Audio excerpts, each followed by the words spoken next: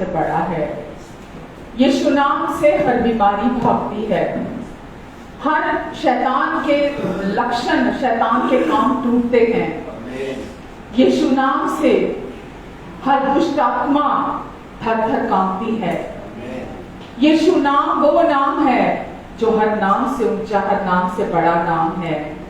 बीमारी एक नाम है, कैंसर एक नाम है, डायबिटीज एक नाम है, ब्लड प्रेशर एक नाम है, आर्थराइटिस एक नाम है। जितने भी नाम है इस दुनिया में, पाप एक नाम है, मृत्यु एक नाम है, शैतान एक नाम है। परमेश्वर ने हमें वो नाम दिया जो हर नाम से ऊंचा, हर नाम से बड़ा नाम है। हालेलुया। यीशु नाम से सुंदर कोई दूसरा नाम नहीं है। हम नहीं जानते कोई दूसरा नाम जिस नाम से हमेशा के पापों की माफी मिल जाए। कोई दूसरा नाम नहीं है। हर हर हर कोई कहता है पाप किया है तो भुगतना भी पड़ेगा, लेकिन वचन कहता है परमेश्वर हमारे प्रेमी पिता हैं। हमें उन्होंने रखा है ताकि जो सच्चाई हमने ग्रहण की है, हम भी दुनिया को जाकर वो सच्चाई बताएं कि परमेश्वर ने हमारे पापों का भुगतान खुद कर लिया है।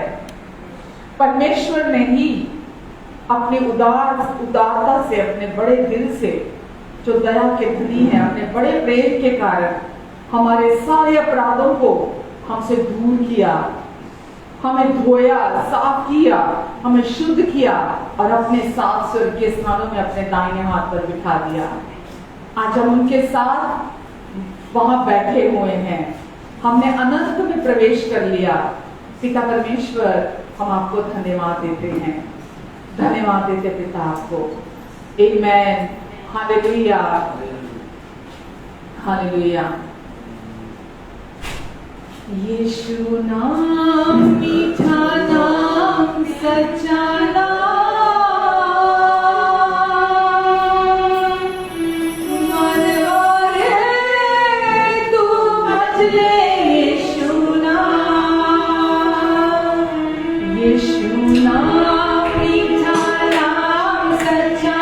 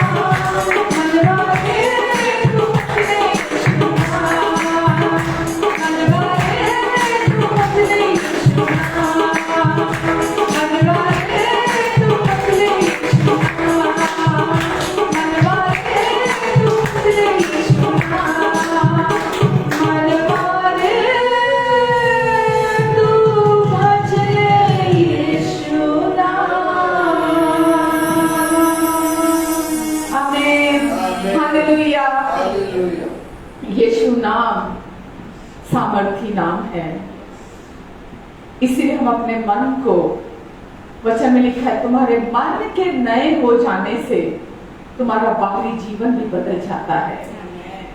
जब हम अपने मन में हम ये याद रखते हैं यीशु कौन है, परमेश्वर ने यीशु को क्यों भेजा, यीशु ने आकर क्या किया, यीशु ने आकर हमें क्या दे दिया, हमें क्या बना दिया, और हमारे लिए भविष्य में यीशु ने क्या रख दिया। जब हम याद कराते बार बार अपने मन को, हम हर दिन परमेश्वर की ओर से हम विजय में चलते हैं। हम धन्यवाद देते हैं परमेश्वर आपको, क्योंकि यीशु ने सबका दुख उठाया, अपने लहू से शुद्ध कराया। हर एक मनुष्य के पास्ट, प्रेजेंट और फ्यूचर के भी एक एक पाप का भुगतान किया यीशु ने, अपना लहू बहाया और सारी मानव जाति को पाप से छुड़ाया प्रभु ने। अब केवल ये हमारा भाग है, हम उस बलिदान पर विश्वास करें। हम विश्वास करते हैं कि प्रभु आपने मेरे, केवल मेरे ही नहीं वरन पूरे संसार के पापों की कीमत आपने चुका दी है। एक ही बार बलिदान होकर आपने अपना लहू बहाया और पास्ट, प्रेजेंट और फ्यूचर के सारे पापों को आपने पूरी रीति से हमारे जीवन से अपने देह पर सजा दी, दोष दी, हमारे सारे दोष को, सारे दंड को, न्याय को अपने देह पर चुकाया।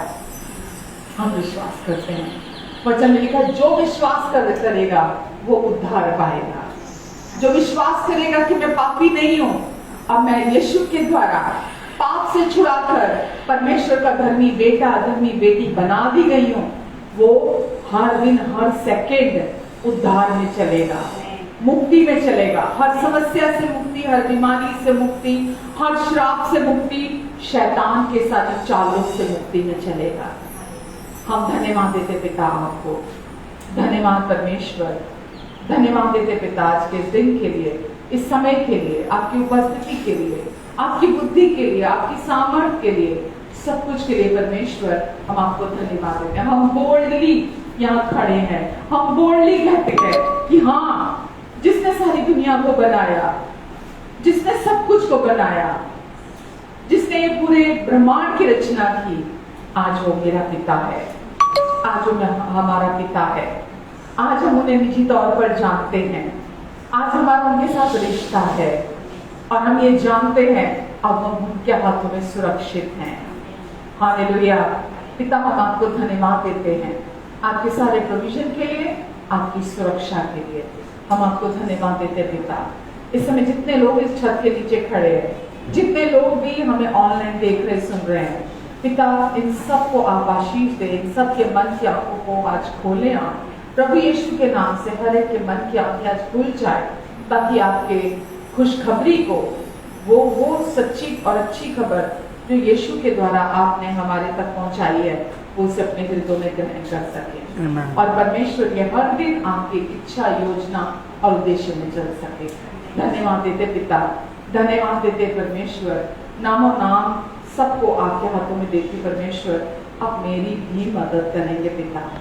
हाँ परमेश्वर, बिना आपके मैं कुछ नहीं कर सकती, मैं ये जानती हूँ, लेकिन आप में होकर आज मैं सब कुछ कर सकती हूँ। आप हैं हमारे बीच में, मुझ में, मेरे लिए, मेरे साथ, मेरे द्वारा काम करने के लिए, ताकि आपके बच्चे उन्नति करें, शांति पाएं, आपके बच्चे आपके उद्देश्य में चले। धन्यवाद प्रभु। हर सेकंड में आप पर डिपेंड होती हूँ, आप अपना माल मुझ में से वो करें। धन्यवाद परमेश्वर, धन्यवाद, धन्यवाद यीशु के नाम से, आमीन।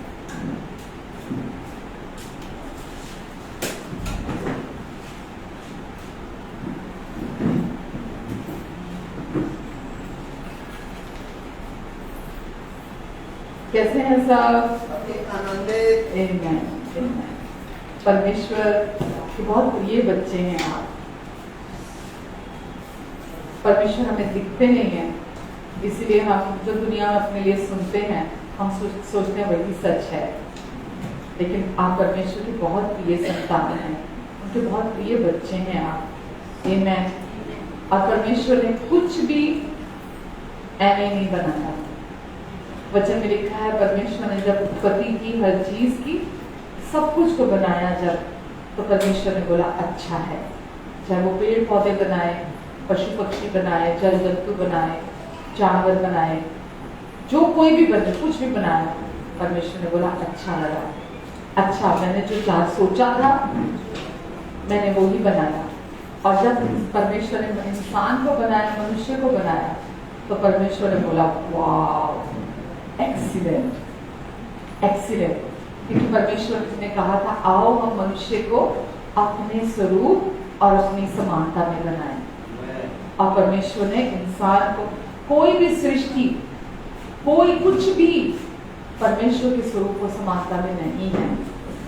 आज लोग सोचते हैं पेड़ पौधे परमेश्वर की सब स्वरूप और समानता में है, वो अपने से बढ़कर सृष्टि को समझने लगते हैं लोग, अपने से ऊंचा स्थान सृष्टि को देने लगते हैं लोग। लेकिन परमेश्वर ने कहा आओ, जब सब कुछ को परमेश्वर ने बना दिया तो परमेश्वर ने क्या कहा, आओ अब हम मनुष्य को अपने स्वरूप और समानता में बनाए। आओ मतलब परमेश्वर, परमेश्वर का आत्मा और परमेश्वर का वचन, इन तीनों ने मिलकर मनुष्य को परमेश्वर के स्वरूप और समानता में बनाया। तो आज आप कैसे दिखते हैं? कैसा बनाया परमेश्वर ने आपको? अपने स्वरूप और समानता में। और जो परमेश्वर के सब स्वरूप और समानता में है, वो उसमें कोई कमी हो सकती है? बिल्कुल।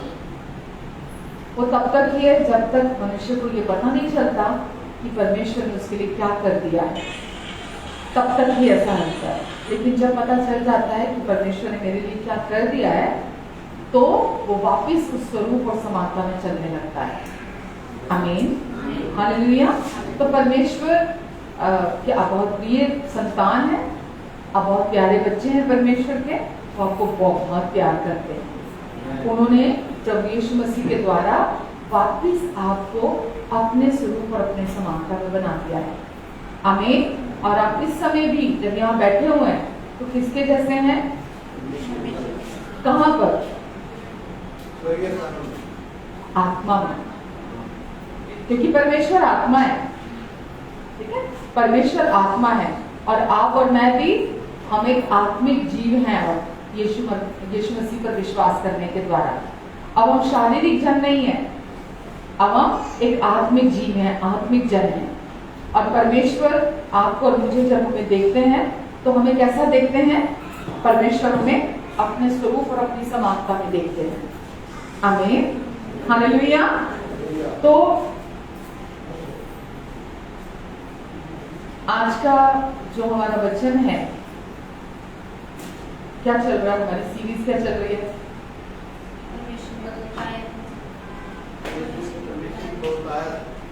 परमेश्वर की बहुतायत में चलना, उनकी बहुतायत में जीवन जीना। यहाँ तो अलग अलग लोग बैठे हैं, अलग अलग बैकग्राउंड से बैठे हैं, अलग अलग पृष्ठभूमि से बैठे हैं। तो परमेश्वर कैसे हम सब के लिए परमेश्वर की सेव योजना है, कैसे बहुतायत की योजना है, क्योंकि परमेश्वर हम सब के पिता हैं, हम सब के पिता हैं। वो भले पिता हैं, वो हम सबसे प्यार करते हैं। मैं इसीलिए इसको जनरलाइज नहीं करती हूँ कि लगता है कि सबसे प्यार करते तो सब आ गए, मैं कौन सा अलग हूँ। ठीक है, परमेश्वर, आज सुबेरे से मेरे अंदर पंजाबी का वर्ड गूंज रहा था कि परमेश्वर सबसे रज के प्यार करते हैं। वो जो कुछ भी करते हैं ना, वो रज के करते हैं। किसी को कोई ऐसा है जिसको ये समझ में नहीं आ रहा मैं क्या बोल रही हूँ? हाथ खड़ा कर सकता है? रज के प्यार करते हैं परमेश्वर। आ रहा सबको समझ में? रज के मतलब क्या होता है? रज के की हिंदी क्या हुई? नहीं मिल रही ना, मुझे नहीं मिल रही थी। बेशुमार, मुझे सुबह नहीं समझ में आ रहा था, सूझ नहीं रहा था शब्द। रज के, वो जो कुछ भी करते हैं ना, वो रज के करते हैं, बेशुमार करते हैं। वो आपको जब कहते हैं मैं तुझे प्रेम करता हूं, तो खाली ऐसे ही प्रेम नहीं करते, सब कहते नहीं है, वो रज के प्यार करते हैं। और जिसको वो रज के प्यार करते कह रहे हैं, उसको वो रज के ब्लेस करना चाहते हैं। उसको रज के भरपूरी में ना कि सब कुछ में चलाना चाहते हैं। हाँ, असीमित के द्वारा वो आपको आशीष देना चाहते हैं, क्योंकि वो आपसे बहुत प्यार करते हैं। तो इसीलिए हर हफ्ते बार बार हमको ये सच अपने लिए सुनने की जरूरत है, क्योंकि दुनिया में जो पाप फैला हुआ है उसमें इतना प्रभाव है। पाप में आपको पता है ना, प्रभाव बहुत है। और इतना प्रभाव है कि हम बार बार भूल जाते हैं। और कितनी बार हम सुनते हैं अपने लिए, लेकिन हम फिर भूल जाते हैं, हम वापस उसी स्थान पर आकर खड़े हो जाते हैं। इसीलिए हमको बार बार अपने लिए सुनने की जरूरत है कि परमेश्वर कितने अच्छे पिता और वो हमें कितना प्यार करते हैं। आमीन। और उनके पास हमेशा ये 3 बातें अपने आप को बोला करो कि परमेश्वर अच्छे और भले पिता है, प्रेमी पिता है मेरे, और वो मुझे प्यार करते हैं। दूसरी बात, तीसरी बात, उनके पास मेरे जीवन के लिए भली योजना है, जो मेरी सोच और समझ से भी ऊपर है, जिसको मैं खुद नहीं सोच सकती, जिसको मैं खुद नहीं जानती, जिसको मैं खुद नहीं समझ सकती। परमेश्वर की मेरे जीवन के लिए भली योजना है। इतना तो कोई भी व्यक्ति याद कर रख सकता है, बच्चा भी याद रख सकता है। रिपीट करो।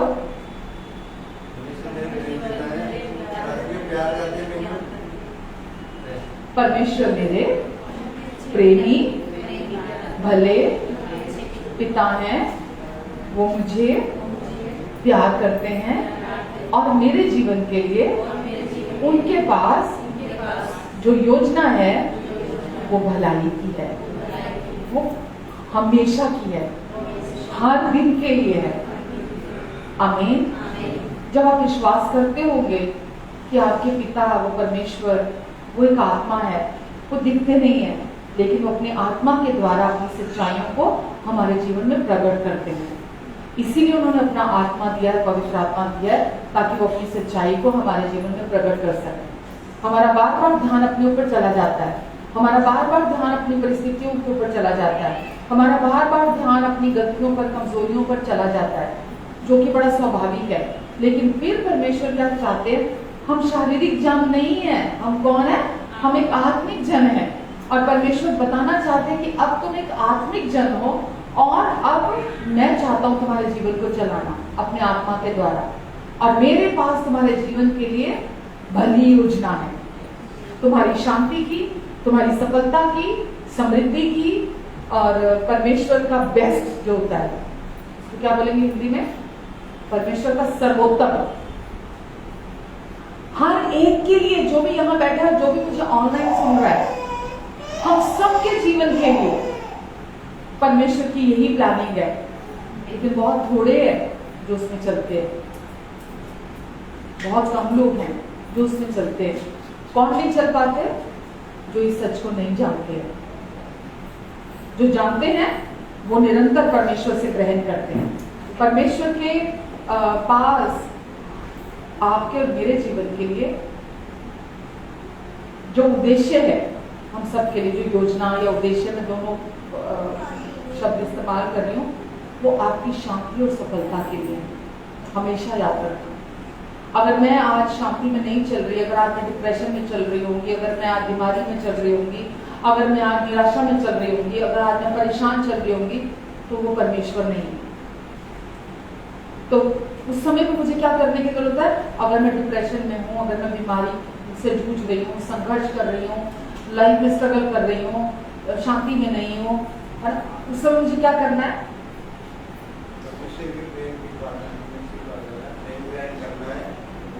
बिल्कुल, मुझे वापस से परमेश्वर के प्यार को अपने लिए सुनने की जरूरत है। जैसे ही हम परमेश्वर के प्यार को अपने लिए सुनते हैं, अपने लिए समझने लगते हैं, हम वापस उस उद्देश्य में चलने लगते हैं जो परमेश्वर ने हमारे लिए बना के रखा है। आमीन। परमेश्वर की तरफ से कोई भी प्रॉब्लम नहीं है, कोई भी बीमारी, कोई भी चिंता, कोई भी डर, कोई भी चिड़चिड़ाहट, कोई भी निराशा, कोई भी परमेश्वर की योजना नहीं है। जब मैं आपको ये बोलती हूँ कि परमेश्वर के पास आप सबके जीवन के लिए एक सुंदर प्लानिंग है, ठीक है, तो उस प्लानिंग में ये सारी चीजें नहीं आती, सुन रहे हैं?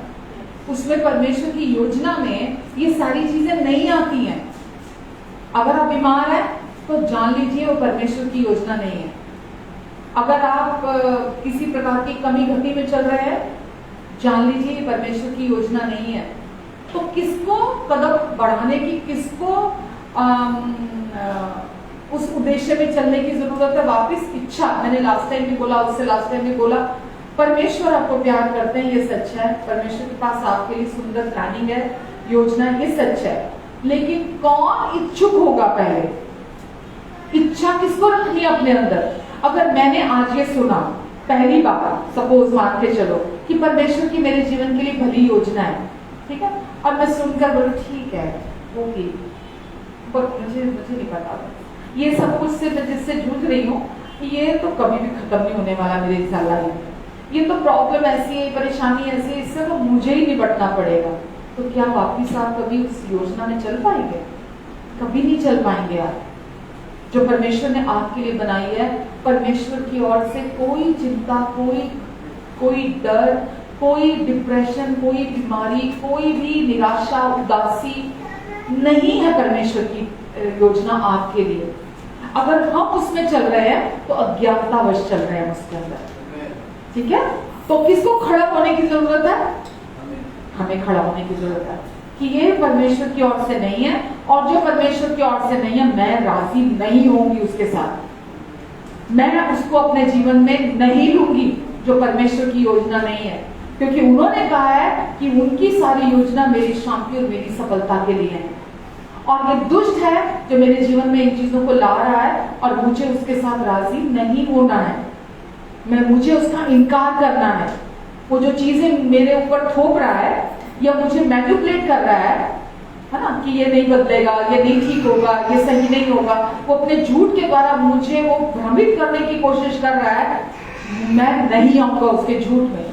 क्योंकि मैं अब ये जानता हूं कि मेरा एक परमेश्वर, मेरा पिता है जो स्वर्ग में रहता है, जो अच्छा पिता है, जो भला पिता है, जिसकी ओर से सिर्फ अच्छे गिफ्ट है। हर एक अच्छा वरदान उस पिता की ओर से है, और उसके पास मेरे जीवन के लिए भली योजना है। तो मैं क्यों सफर करूं? कोई भी सफरिंग परमेश्वर की ओर से नहीं है। अगर कोई भी इंसान सफर कर रहा है, बहुत लोग बोलते हैं ना, ये सफरिंग सिखाने के लिए भेजी है परमेश्वर ने, क्या ही बोला जाए, ये बीमारी परमेश्वर ने भेजी है, ये दुख परमेश्वर ने भेजा है आपको सिखाने के लिए, ताकि आप में सब्र आ जाए, ताकि आप सहनशील हो जाओ। ओके, ठीक है। जब भी कोरोना आया था, क्यों बच्चों को घर के अंदर बंद करके रखा? बाहर निकालते ना माँ बाप बच्चों को कि अच्छा कोरोना हो, ये सारा दिन कहना नहीं मानता, मेरा तंग करता, मेरे को भेजो उसको बाहर, इसको कोरोना हो, इसको अक्ल आए, इसको मेरी कीमत पता चले। किया किसी माँ बाप ने किया किसी माँ बाप ने कि बच्चों को बाहर भेजे कि अच्छा इसको कोरोना हो, इसको लेसन मिले। जब हम पूरे माँ बाप हो के इस दुनिया के, इस संसार के, जब हम अपने बच्चों के लिए ऐसा नहीं सोचते, हम परमेश्वर के लिए कितना आसानी से ये बातें सोच देते हैं कि ये बुराई लेसन देने के लिए, ये चीज क्योंकि मैं बड़ा बिगड़ा हुआ था ना, इसलिए मुझे सिखाने के लिए परमेश्वर ने किया है ऐसा, ये गरीबी मुझे सिखाने के लिए है, ये बीमारी मुझे सिखाने के लिए। परमेश्वर ने अगर आपको सिखाना है तो वो आपके अच्छे पिता हैं, उनको शैतान की मदद लेने की जरूरत नहीं है आपके जीवन में कुछ भी करेक्शन करने के लिए। बीमारी किसकी योजना है? गरीबी किसकी योजना है? कोई भी दुख, पीड़ा, आंसू किसकी योजना है? ठीक समझ में आ रहा है ना आपको? कोई भी एक्सीडेंट, सडन डेथ, है ना, अकस्मात मृत्यु बोलते हैं जिसको, किसकी योजना है? परमेश्वर की है क्या? परमेश्वर की नहीं है। इसीलिए कभी भी इस विचार को भी कभी नहीं लेना कि ये चीज परमेश्वर ने अलाउड की है मेरे जीवन में, ये अलाउड की है, ये बीमारी अलाउड की है। परमेश्वर कभी भी कोई बीमारी, लोग इस टर्म को यूज करते हैं कि ये परमेश्वर ने नहीं किया, पर उन्होंने अलाउ किया आपकी लाइफ में। नहीं, परमेश्वर सिर्फ अलाउ क्या करते हैं पता है आपको? टफ लोग जो होते हैं ना, जो डिफिकल्ट लोग होते हैं, उनको हमारे जीवन में अलाउ करते हैं परमेश्वर। हमारे अंदर का शाउल बाहर निकालने के लिए, हमारे अंदर का जो पुराना, जो अभी भी हमारा पुराना इंसान मर चुका है ना, हम सबको पता है, लेकिन क्योंकि वो यहाँ बहुत साल रह के गया ना शरीर के अंदर, तो अभी भी बहुत सारी चीजें हैं जो जिससे हमें बाहर आने की जरूरत पड़ती है। तो परमेश्वर हमारी लाइफ में ऐसे लोगों को रखते हैं, हमें उस समय तो बहुत बुरा लग रहा होता है जब वो लोग हमारी जिंदगी में होते हैं ना, हमें लगता है ये रिश्ता तोड़ दूं, ये पति छोड़ दूं, ये पत्नी छोड़ दूं, ये बच्चे चले जाएं कहीं, कोई ले जाए इनको, माएँ तंग आती है ना, लगती है यार मेरे बच्चों को कोई ले जाए, अरे मैं तो इनको हॉस्टल में डाल दूं। फिक्र ना करें, परमेश्वर ने रखा और उनको वहां पर, परमेश्वर ने रखा उनको वहां पर आपके लिए। तो अच्छा ना, शैतान के हाथों में आने से आप अपने बच्चों के साथ भी अच्छे से रह लो ना, अपने पति के साथ अच्छे से रह लो ना। शैतान के हाथों में आने से अपने पति को सह लो, अपनी पत्नी को सह लो, बड़ा आसान है वो तो, क्योंकि परमेश्वर यूज करते हैं। मैं पता नहीं आज ये बातें बोलने वाली नहीं थी, हर बार ही मैं बात बोल देती हूँ, लेकिन सच है ये। जैसे बच्चा ने लिखा, पौलुस ने बोला कि मैंने 3 बार प्रार्थना की कि हो सके तो ये कांटा, परमेश्वर को मैंने बोला मेरे जीवन से हटा दे। तो कोई बंदा बोलता है कांटा ये है, कांटा वो है, कांटा ये है। कांटा क्या है वहां पर कि जो भी लाइफ में आपके लोग आते हैं ना, किसी भी प्रकार से सताव आता है आपकी लाइफ में, लोग है ना आपके अपने ही होते हैं, तो वो परमेश्वर चाहते हैं वहां आप रिश्तों में, रिश्तों के लिए तो परमेश्वर ने अनुग्रह दिया ना हमें। किस लिए अनुग्रह दिया? पड़ोसियों के साथ अच्छा रिश्ता रखने के लिए अनुग्रह दिया है, दोस्तों के साथ अच्छा रिश्ता रखने के लिए अनुग्रह दिया है, फैमिली के साथ अच्छा रिश्ता बनाने के लिए पवित्र आत्मा दी है। वही तो अनुग्रह का आत्मा है ना, वो हमें दी है ताकि परमेश्वर अपनी योजना को हमारे जीवन से पूरा कर सके। उनकी योजना हमारे लिए भले की है। हमें लगता है ये पति कब बदलेगा, इतने साल हो गए मेरे को, ये पत्नी कब बदलेगी, है ना, हम बोलते हैं ऐसा, लेकिन परमेश्वर चाहते हैं कि आप उन पर विश्वास रखें, उन पर भरोसा रखें, और वो चाहते हैं आपके अंदर से काम करना, आपके भीतर से अपनी प्लानिंग को, अपनी योजना को पूरा करना चाहते हैं परमेश्वर। और हमारी ईगो, हमारा पुराना जो अंदर वो जो मन है वो आड़े आता है परमेश्वर की योजना को पूरा करने में, लेकिन परमेश्वर आपको सिखाते हैं और वो आपके जीवन से अपनी सुंदर योजना को पूरा करते हैं।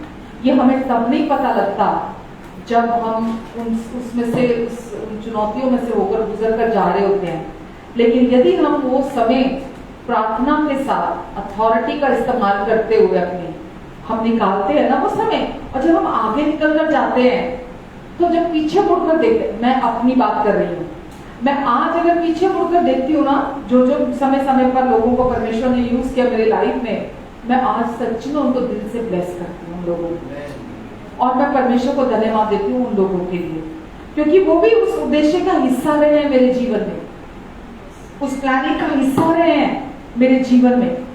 उनके बिना मेरे जीवन में परमेश्वर का उद्देश्य पूरा नहीं हो सकता था। मेरे अंदर जो भी चीजें थी जिनको परमेश्वर चाहते थे निकले मेरे अंदर से, वो उन लोगों के बिना निकल नहीं सकती थी। उन लोगों के द्वारा ही वो चीजें मेरे अंदर से मैनिफेस्ट हुई। जब मैनिफेस्ट हुई मेरे अंदर, क्योंकि वो ऑलरेडी अंदर है ना, हमें लगता है ना नहीं नहीं नहीं नहीं मेरे अंदर नहीं है, टाइम टाइम पर मैं बोलती थी अच्छा मेरे अंदर ये भी है अभी, अरे जब परमेश्वर रोशनी डालते हैं उन चीजों पर, तो लगता था अच्छा मेरे अंदर ये भी है, अच्छा मेरे अंदर ये भी है। और फिर मैं प्रार्थना करती थी, परमेश्वर ये सही नहीं है, ये सही नहीं है, ये आपकी इच्छा नहीं है, ये आपकी योजना नहीं है मेरे जीवन में। परमेश्वर मुझे मेरी मदद करो इस एरिया में, क्योंकि मैं वीक हूँ, मुझे पता चल गया मैं कमजोर हूँ, मैं नहीं कर सकती उसको। परमेश्वर आप मेरी मदद करो। और धीरे धीरे धीरे धीरे जब मैं परमेश्वर मुझ पर जाहिर किया, उनके जाहिर करने के बाद मैंने अपने आप को दीन किया। जब उन्होंने मुझे बताया, खुद को जब मैंने दीन किया, मैंने परमेश्वर से मदद मांगी। जब मैंने परमेश्वर से मदद मांगी, परमेश्वर ने मेरी उन कमजोरियों में अपने अनुग्रह की बहाली करी मेरी जिंदगी में। आमीन। और फिर मैं उनमें से बाहर निकल कर आई, और ये टाइम टू टाइम चलता रहेगा। ये टाइम टू टाइम चलता रहेगा, हम सीखते रहेंगे, अब बढ़ते रहेंगे। तभी तो प्रभु ने अपने वचन में बोला, जैसा मैंने तुमसे प्यार किया वैसे ही तुम भी एक दूसरे से प्यार करो। ठीक है, करते हैं क्या हम? कैसा प्यार बोला यीशु ने? जैसा मैंने तुमको किया। क्या किया? सारे अपराधों की सजा अपने ऊपर ले ली, ताकि परमेश्वर का उद्देश्य पूरा कर सके, है कि नहीं? तो हमारे सारे अपराधों की सजा, हमारे सारे अपराधों का दोष, हमारे सारे अपराधों का न्याय, सब कुछ अपनी देह पर ले लिया। हमें इतना प्यार किया। प्यार नहीं करते तो नहीं करते ना, हमसे इतना प्यार किया कि हमारे सारे पापों का बोझ अपने ऊपर उठा लिया, हमारे दुखों को सह लिया, हमारे रोगों को अपने ऊपर उठाकर ले गए। हमारे पापों का न्याय हमें नहीं करना, हमें नहीं चुकाना पड़ा। सब कुछ प्रभु यीशु मसीह ने अपनी देह पर चुकाया। तो क्या बोला प्रभु ने? जैसा मैंने तुमसे प्यार किया वैसे ही तुम भी एक दूसरे से प्यार करो। तो हम ये अपनी एबिलिटी से नहीं कर सकते। मैं नहीं कर सकती, मेरे दोनों हाथ खड़े। कोई, मैं किसी से ये नहीं सुनना चाहती कि आप बहुत अच्छे हो, नहीं हो। परमेश्वर मुझे कहते हैं मैं आत्मा में बहुत अच्छी हूँ, परफेक्ट हूँ, उनके स्वरूप और समानता में, लेकिन मैं रोज सीख रही हूँ, मैं रोज बढ़ रही हूँ। ठीक है, अच्छा सिर्फ एक है, कौन? परमेश्वर।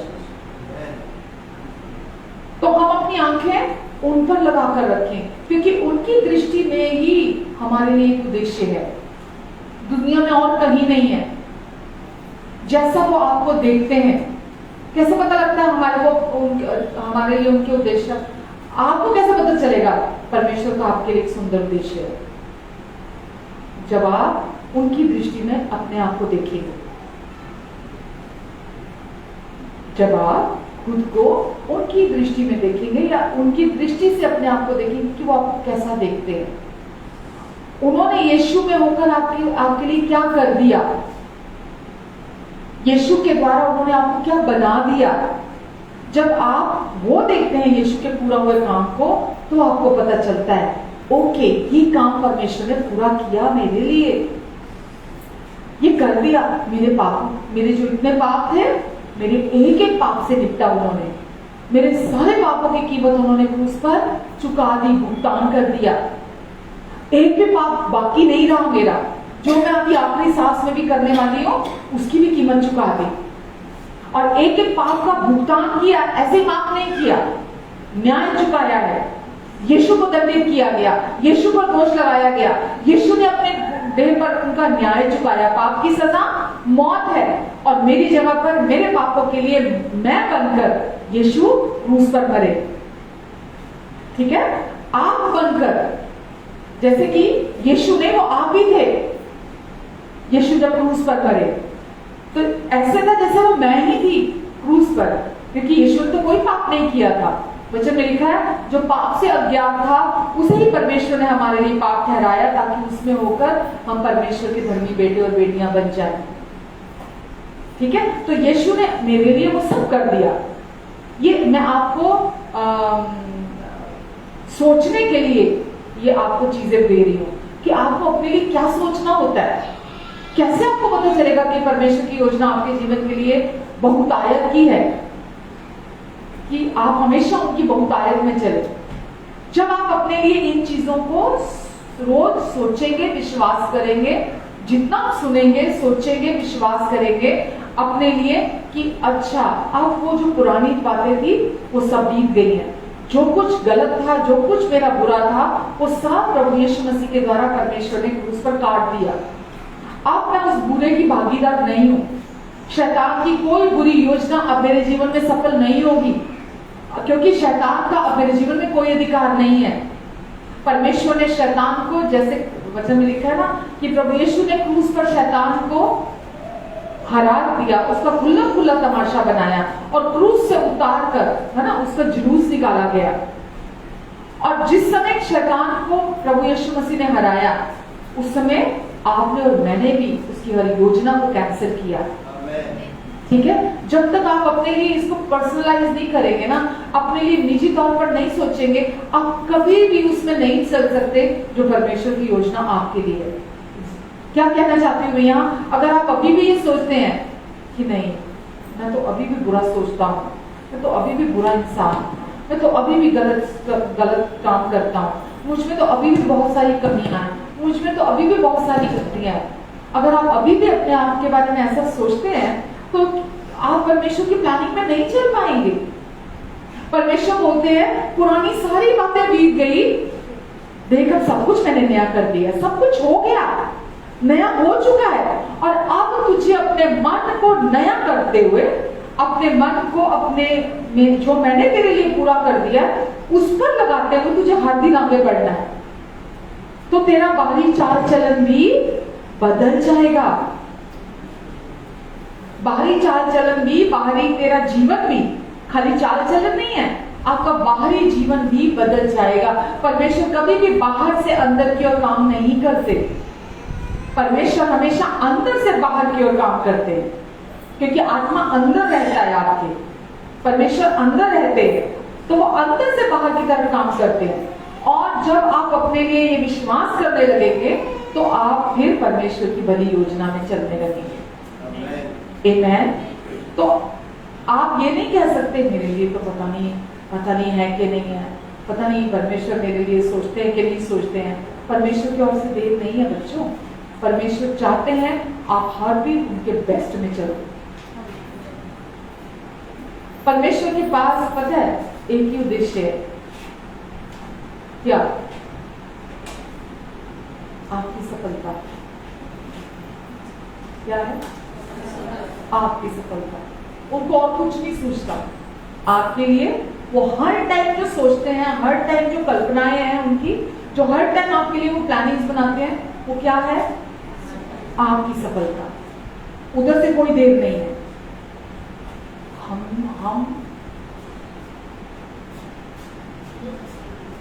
हम लापरवाही कर जाते हैं। ये दोष लगाने वाली बात नहीं है। मैं कभी भी कोई ऐसे शब्द नहीं कहूंगी कि आप अपने पे दोष लगाएं। मैं जगाने के लिए बोलती हूँ कि जागरूक हो जाओ। परमेश्वर की प्लानिंग। अब आपके घर में ऊपर पानी का टैंक है और आप अपने घर में प्यास से बैठे रहो,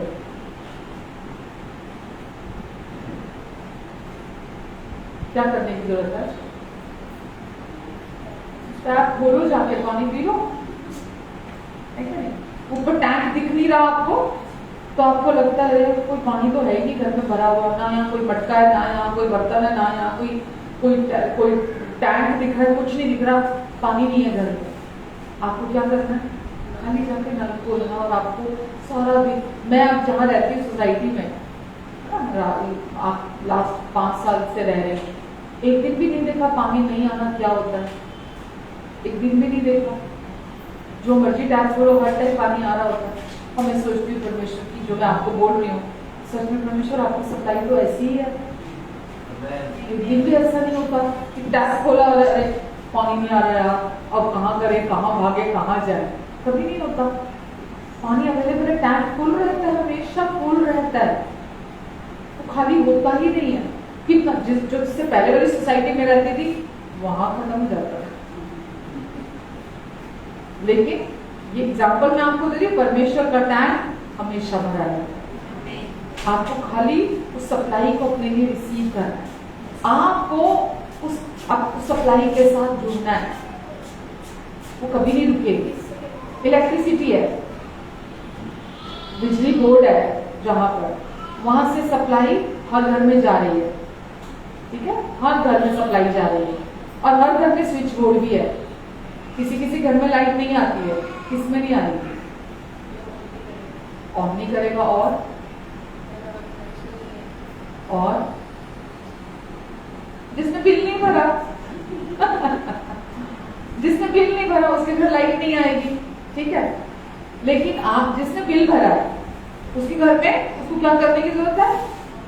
खाली क्या करना है? आजकल तो वो भी खत्म हो गया, बटन भी बोल लो लाइट जल जाती है। कुछ नहीं करना, आपको बटन की भी जरूरत नहीं। आगे बोलते थे ना वो रिमोट है ब्ला, और रिमोट भी चुपकर नहीं लोड़ने, आप बोलो और लाइटें ऑन। आप बोल, अच्छा बोलोगे नहीं, ताली जाओ, उससे लाइटें ऑन हो जाएंगी, ऑफ हो जाएगी, सिस्टम इतना एडवांस होता जा रहा है। तो आप परमेश्वर भी, अगर इस एग्जाम्पल को देखो तो परमेश्वर ने आपके सारे बिलों का भुगतान कर दिया, ठीक है।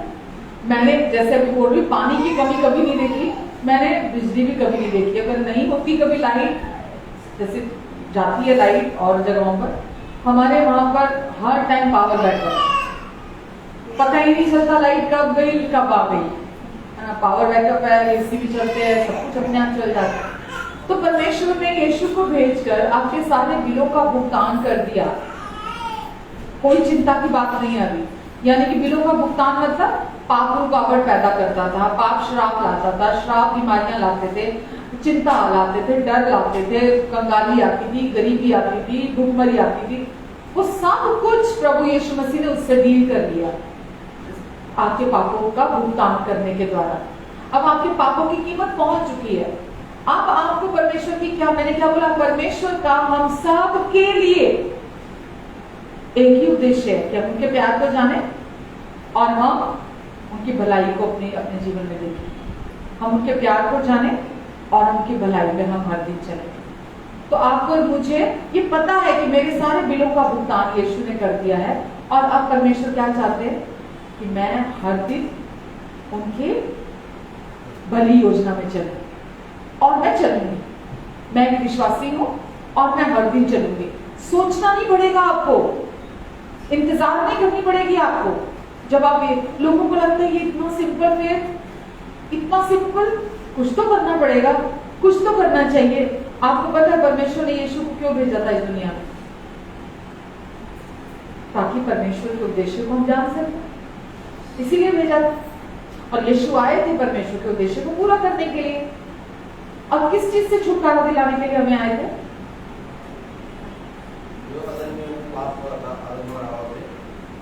हमें प्रभु यीशु मसीह आए थे छुड़ाने के लिए स्वधार्मिकता से, सेल्फ राइचियसनेस से, हमारी स्वयं की कोशिशों से हमें छुड़ाने के लिए आए थे। आज दुनिया भर के लोग, चाहे वो हिंदू है, मुस्लिम है, सिख है, ईसाई है, ठीक है, आज दुनिया भर में हम लोगों को अपने आसपास देखते हैं कैसे उनका जीवन में वो क्या कर, वो धर्म का पालन भी कर रहे होते हैं, किसी न किसी धर्म को मान रहे होते हैं, और उसके साथ साथ वो अपनी कोशिशें कर रहे होते हैं।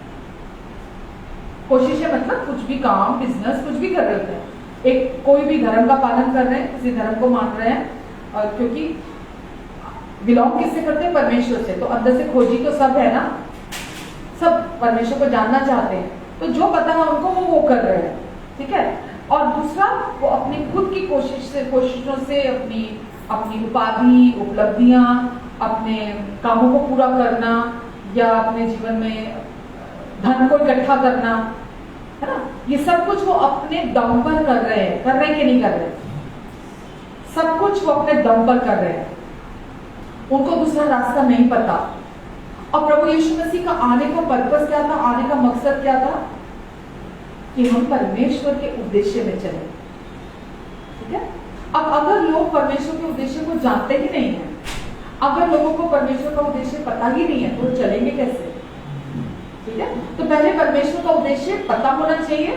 जब आपको परमेश्वर का उद्देश्य पता होता है, फिर आप उसमें चलना नहीं चलना आपकी मर्जी है। तो जब आपको पता चलता है, फिर आप उसमें चलने लगते हैं। तो आज दुनियावी लोग, दुनिया के लोग, क्योंकि वो जानते ही नहीं है, उनको लगता है किसी भी धर्म को मान लो, किसी भी धर्म का पालन कर लो, बस जो भी रोज का रिचुअल्स है वो कर लो, और उसके बाद अपना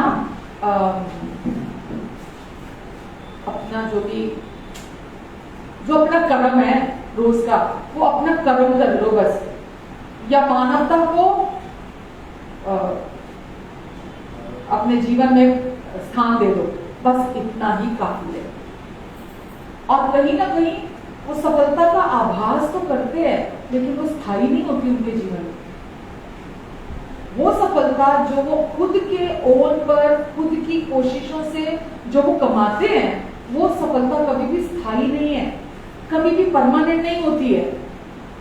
लेकिन जब आप परमेश्वर के उद्देश्य को अपने जीवन में जानने लगते हो, और वो आपको जब सफलता देते हैं, वो स्थायी सफलता है, वो वचन में लिखा है ना, दो लोग थे, एक वो जो अपना घर बालू पर बनाता है, रेत पर बनाता है, एक वो है जो अपना घर चट्टान पर बनाता है। तो वो व्यक्ति जिसने अपना घर रेत पर बनाया, वो कितने दिन टिकेगा? जब तक आंधी नहीं आएगी, ठीक है, जब तक तूफान नहीं आएगा तब तक वो घर टिका रहेगा। यानी कि वो घर अस्थायी जमीन पर, ग्राउंड पर बना, नींव पर बना है। लेकिन दूसरा घर वो है जो चट्टान पर बना है, और वो अस्थायी नहीं, वो स्थायी है घर, यानी कि वो कभी डामाडोल नहीं होगा। तूफान आए, आंधी आए, बाढ़ आए, कुछ भी आए, वो घर कभी नहीं गिरेगा। तो जो दुनिया में जब लोग, हमने अभी पीछे देखा हमारे आसपास, हम देखते, रोज देखते हैं, अभी हम मॉल भी जाते हैं ना, हम वहां भी देखते हैं इतने बड़े बड़े स्टोर थे, बंद हो गए। इतने बड़े बड़े स्टोर थे, जो लोग जाते हैं मॉल उनको पता है। हमने लॉकडाउन में देखा, जो बंदा कोई सोच भी नहीं सकता ना, बड़े बड़े सेल लगते थे, फैक्ट्रियां बंद हो गई, उनके बिजनेस ठप हो गए, लोगों की नौकरियां चली गई, है ना, लोग घरों में बैठ गए। और बहुत दुख की बात है कि लोगों ने मतलब अपने जीवन को भी इतना फ्रस्ट्रेट हो गए, अपने जीवन को भी खत्म कर दिया। मतलब हम दुनिया में देखते हैं कि या तो आंधी की तरह चीजें उड़ जाती हैं, पैसा उड़ जाता है ना, या रेत की तरह हाथ से फिसल जाता है। ऐसे होता है ना दुनिया में। लेकिन यकीन जानिए, जब आप परमेश्वर के उद्देश्य को अपने जीवन में जानने लगते हैं ना, आप हर दिन आप एट अ टाइम एक ही दिन जीते हैं, आप आगे के लिए नहीं सोचते, क्योंकि आपको पता है आपकी योजना नहीं, परमेश्वर की योजना सफल होती है। और जो विजन परमेश्वर आपको दिखाएंगे, फिर आप उस विजन को देखने लगते हैं, और फिर परमेश्वर की उस वचन में लिखा, जो युक्ति मनुष्य अपने मन में बनाता है वो नहीं, पर जो परमेश्वर उसके लिए तैयार करते हैं ना, वो पूरी होती है। तो परमेश्वर क्या चाहते हैं? हम बड़े आगे की प्लानिंग बनाते हैं, 20-20 साल आगे की। अच्छा ये कर लेंगे, अच्छा फिर वो कर लेंगे, अच्छा फिर ऐसे हो जाएगा, अच्छा फिर वैसे कर लेंगे, अच्छा ऐसे कर लेंगे, लाइफ अपनी लाइफ को वैसे कर लेंगे। हम आगे 20 साल की प्लानिंग बनाते हैं। परमेश्वर बोलते हैं नहीं, आज तुम्हारे पास बहुत है ना, आज में आनंदित हो, कल अपनी चिंता आप खुद कर लेगा। इतनी आगे की प्लानिंग्स मत बनाओ अपने लिए, क्योंकि जब हम इतने आगे की प्लानिंग्स बना रहे हैं तो वो हम बना रहे हैं, परमेश्वर नहीं। क्योंकि परमेश्वर तो चाहते हैं हम हर दिन उन पर डिपेंड होकर चले, हम हर दिन उन पर निर्भर होकर जीवन जिए। हर दिन मतलब हर दिन, तो यही तो हमने सीखना है। मैं अपने घर में भी बात करती होती हूँ, मतलब ऑलमोस्ट कुछ दिन के बाद मैं यही बोलती हूँ, परमेश्वर मुझे और डिपेंड होना सिखा रहे हैं, परमेश्वर मुझे और डिपेंड होना सिखा रहे हैं। और ये बहुत अच्छी खबर है, बहुत अच्छी बात है, और ये सच भी है। परमेश्वर चाहते हैं हम उन पर निर्भर होकर जीवन जिए। जब हम उन पर निर्भर होकर जिएंगे, तभी तो वचन में लिखा है ना, यिर्मयाह 29:11 में, कि जो कल्पनाएं मैं तेरे लिए करता हूं उनको सिर्फ मैं जानता हूं। बोल विश्वास करेगा मुझ पर? बोल करेगा विश्वास? हम कहते कुछ तो दिख, आप पहले तो आप ही नहीं दिखते, है? उसके बाद आगे की भी बोलते मत सोचो, तो क्या करें? पर मैं सच बताऊं, इतना रिलैक्सिंग है ना ये, इतना आरामदायक जीवन है ना ये, जब आप परमेश्वर पर निर्भर, मतलब उस दिन आपको वो कुछ भी बोलते हैं ना, मुश्किल से मुश्किल भी, आसान से आसान भी, जो आपको मुश्किल लगता हो, परमेश्वर कभी मुश्किल नहीं देते हमें, पर जो आपको मुश्किल लग रहा होगा, आपको वो करने में भी बड़ा आनंद आता है, क्योंकि आपको पता है कि इसमें से मेरे लिए भलाई निकल कर आएगी, क्योंकि उनकी योजना, उनका उद्देश्य आपके जीवन के लिए भलाई का है। आमीन। चाहे वो आपकी शादी है, चाहे वो आपके बच्चों का फ्यूचर है, चाहे वो आपका लाइफ पार्टनर है, चाहे वो फैमिली लाइफ है, आपकी कोई भी क्षेत्र है, आपका फाइनेंशियल एरिया है, क्या है प्लानिंग उनकी? तिल कर, है ना, एक एक दाने के लिए तरसाना। हाँ, मैंने बहुत साल पहले सुना था, क्योंकि तब तो अपने भले कामों पर बहुत भरोसा करते थे ना हम, तो मेरी आदत थी, मैं बहुत भले काम करने में विश्वास रखती थी। तो मेरी आदत थी, मैं किसी भी बुजुर्ग को देख लेना, किसी भी ऐसे लाचार को, मजबूर को देख लेना तो मैं उनकी सेवा करती थी या मैं उनको कुछ ना कुछ उनके लिए उनको हेल्प करती थी। तो किसी ने मुझे देखा कि थोड़ा उनके साथ मतलब क्लोज थे, तो उन्होंने देखा कि मैं विश्वास रखती हूँ और मैं ये सब करती हूँ। उन्होंने मुझे बोला, कहते आपको पता है कितना गलत काम करते हो आप, ये तो आप ईश्वर को नाराज कर रहे हो, आप उनके विरोध में कर रहे हो जो कुछ कर रहे हो। मैंने बोला क्यों? कहते क्योंकि वो अगर चाहते ये व्यक्ति अमीर पैदा हो तो वो उसको अमीर बना के पैदा करते ना, क्योंकि उन्होंने गरीब पैदा किया और आप उसकी मदद करके और उसके परमेश्वर की इच्छा के सो कॉल तो वैसे मैं परमेश्वर बड़ी यूज कर रही हूँ, आप उनकी इच्छा के विरोध में जा रहे हैं। उन्होंने उसको गरीब बनाया है तो उसको गरीब ही रहना चाहिए, उसको उसका जीवन बदलना नहीं चाहिए। और जो भी उसके साथ भलाई करता है जैसे कि आप कर रहे हो, तो आप उस व्यक्ति के साथ बुरा कर रहे हो, उसके कर्म नहीं कट रहे हो। अगर आप उसकी भलाई उसकी मदद नहीं करोगे तो उसके कर्म कट जाएंगे और वो अगले जन्म में उसको काटने नहीं पड़ेंगे। आप उसकी भलाई कर रहे हो तो वो गरीब नहीं रहेगा, वो अमीर हो, उसको मतलब वो अच्छी जिंदगी काट रहा है, तो इसीलिए वो अब उसको अगले जन्म में जाके काटने पड़ेंगे। ऐसी सोच, ऐसे झूठ शैतान ने फैला के रखे हैं दुनिया में। परमेश्वर की योजना अपने किसी भी बच्चे के लिए गरीबी नहीं है, सफरिंग नहीं है, दुख आंसू पीड़ा नहीं है, बीमारी नहीं है, कोई भी बुराई नहीं है। परमेश्वर की इच्छा एक ही है, उनका उद्देश्य एक ही है, और वो क्या है कि हम सब शांति से भरा जीवन, सफल जीवन जिए, परमेश्वर का सर्वोत्तम बेस्ट जीवन हम जिए और हर दिन हम अबंडेंस में चले, बहुतायत में चले हुए। ये उनकी प्लानिंग आपके और मेरे जीवन से है। आमीन। विश्वास करने के द्वारा वचन में लिखा है हम परमेश्वर की प्रतिज्ञाओं के वारिस होते हैं। ये परमेश्वर का प्रॉमिस है ना कि मैं जो कल्पनाएं तेरे लिए करता हूँ उनको केवल मैं जानता हूँ, वो तेरे हानि की नहीं, वो तेरे कुशल की हैं। अंत में मैं तेरी आशा पूरी करूंगा। और परमेश्वर की इब्रानियों में लिखा है सारे वायदे विश्वासी के लिए, पहले तो विश्वासी के लिए, वो तो कुरिन्थियों में लिखा है परमेश्वर के सारे वायदे हाँ और आमीन के साथ हैं। लेकिन परमेश्वर कहते हैं कि कौन लोग प्रतिज्ञा के वारिस होते हैं? जो परमेश्वर के इस प्यार पर, उनकी उदारता पर, उनके सुंदर उद्देश्य पर विश्वास के साथ रेस्ट करते हैं कि परमेश्वर की योजना मेरे बूढ़े के लिए नहीं है, परमेश्वर की योजना मेरे लिए सफल जीवन की है, शांति में जीवन की है। और कोई भी मनुष्य, कोई भी शैतान की योजना उसको मेरे जीवन से पूरा होने से रोक नहीं सकती। आमीन।